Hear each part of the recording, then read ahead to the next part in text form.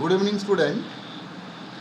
আমি যে balance of পেমেন্টের উপর ক্লাস নিলাম তার উপর কী টাইপের এমসিকিউ আসে সেটা নিয়ে একটুখানি আলোচনা করছি, যাতে তোমরা বুঝতে পারো যে কীভাবে পড়াটা করা দরকার, কীভাবে পড়লে তোমরা যে কোনো কোয়েশ্চেন্সের মোকাবিলা করতে পারবে।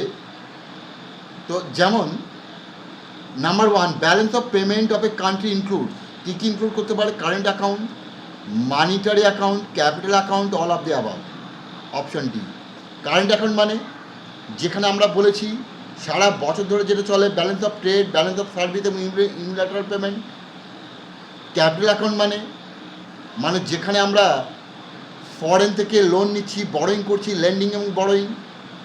মানিটারি অ্যাকাউন্ট মানে মানি ভ্যালু, অর্থাৎ যেখানে আমরা মনিটারি ইকোনমিক্স, অর্থাৎ এই যে পেমেন্ট, টাকা আনা, বিভিন্ন মানি ভ্যালুতে যখন নিয়ে আসছে সেটা মনিটারি অ্যাকাউন্ট।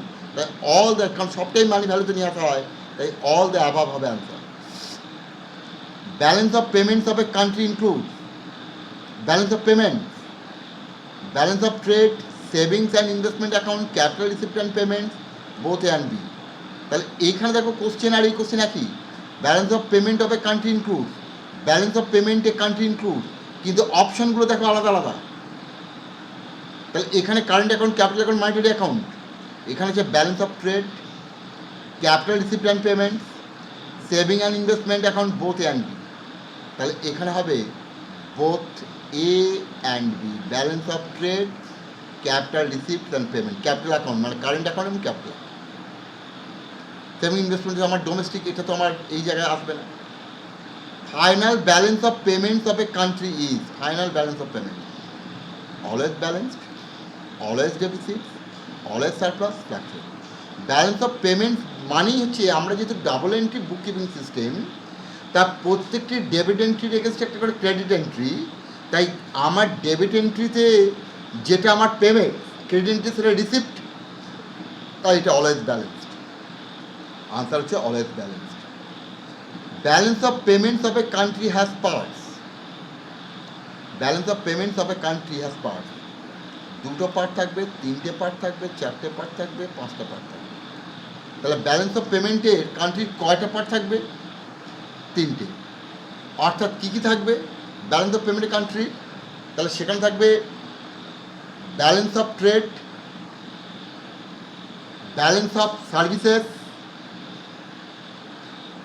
আর থাকবে ক্যাপিটাল অ্যাকাউন্ট, এই জায়গায়। ঠিক আছে।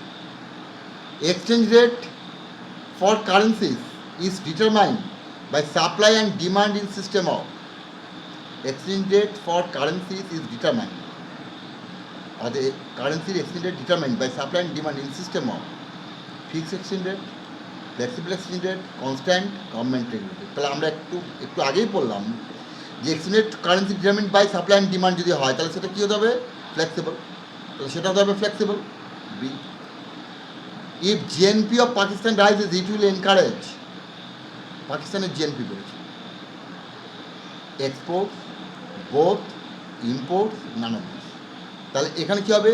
তাহলে আমরা জানি জিএনপি মানে GDP plus minus foreign trade, net foreign income. তাহলে নেট ফরেন ইনকামের মধ্যে কী থাকবে? এক্সপোর্ট, ইম্পোর্ট, তাহলে শিল্প, ন্যাশনাল ইনকাম থেকে বেড়েছে।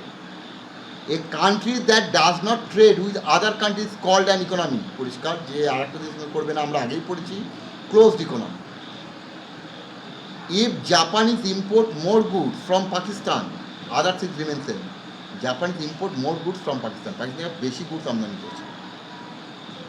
Japanese imports more goods from Pakistan, our balance of payments will improve, Japan BOPs will deteriorate, our BP will deteriorate, D A and B above. তাহলে আমরা বলছি যদি Japanese import more goods from Pakistan, পাকিস্তানের কাছ থেকে যদি কেনে, তাহলে আমাদের উত্তর হচ্ছে এ আর B, our balance of payments will improve, এবং জাপান বিওপি উইল ডেটেরিওরেট। তাহলে কারণ না, জাপান ইম্পোর্ট করছে গুডস ফ্রম পাকিস্তান, তাহলে পাকিস্তানের কাছ থেকে ইম্পোর্ট করছে মানে পাকিস্তানের এক্সপোর্ট বাড়ছে। তাহলে পাকিস্তানে যদি এক্সপোর্ট বাড়ে তাহলে ওদের এক্সপোর্ট আর্নিং বাড়বে। তাহলে ওদের যদি এক্সপোর্ট আর্নিং বাড়ে তাহলে জাপানের কী হচ্ছে, ইম্পোর্ট বাড়ছে মানে ইম্পোর্ট এক্সপেন্ডিচার বাড়ছে, তাহলে জাপানের বিওপি ডিট্রাক্ট করছে, অন্যদিকে পাকিস্তানের বিওপি ইমপ্রুভ করবে। আবার বলতে এখানে পাকিস্তান, ঠিক আছে। Invisible items in balance of payments include foreign remittances, income from tourist, interest charges, all of the three. Invisible items in balance of payments include foreign remittances অবশ্যই, ইনকাম ফ্রম ট্যুরিস্ট অবশ্যই, internet charges অবশ্যই, all of the three, তিনটেই। Pakistan follows the policy of fixed exchange rate, flexible exchange rate, control exchange rate increase. এখন সমস্ত দেশই করে flexible exchange rate. তাহলে এই জায়গা থেকে আমরা দেখে নিলাম 10টা কোশ্চেন্স এবং আনসার। ক্লিয়ার?